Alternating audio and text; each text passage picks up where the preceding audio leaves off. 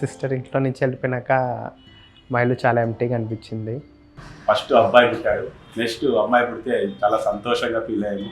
మా ఇంటికి మహాలక్ష్మి వచ్చింది అనుకున్నాము.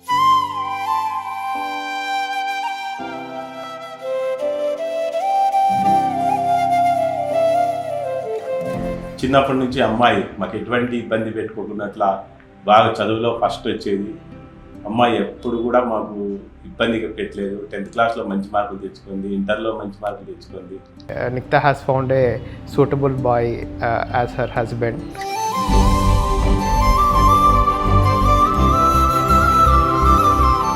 వాళ్ళిద్దరు చాలా హ్యాపీగా ఉన్నారు, నిఖితా అండ్ రమేష్.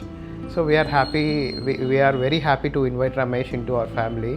సో చాలా బాగా కలిసిపోయాడు రమేష్ మాలో.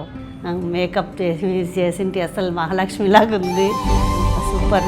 మీరు కానీ ఫోటోలు వీడియోస్ సూపర్. అసలు మా వాళ్ళందరూ అంటున్నారు ఎక్కడ తీస్తారు. ఒక్కసారి అమ్మాయి ఇల్లు ఇడిచిపెట్టిపోతుంది అనేటువంటి బాధ కూడా కలిగింది. కన్యాదానప్పుడు కూడా నా కళ్ళలో నీళ్ళు వచ్చాయి, కానీ కంట్రోల్ చేసుకున్నాను. అమ్మాయి అత్తగారి ఇంటికి పోతా అంటే చాలా బాధపడినా.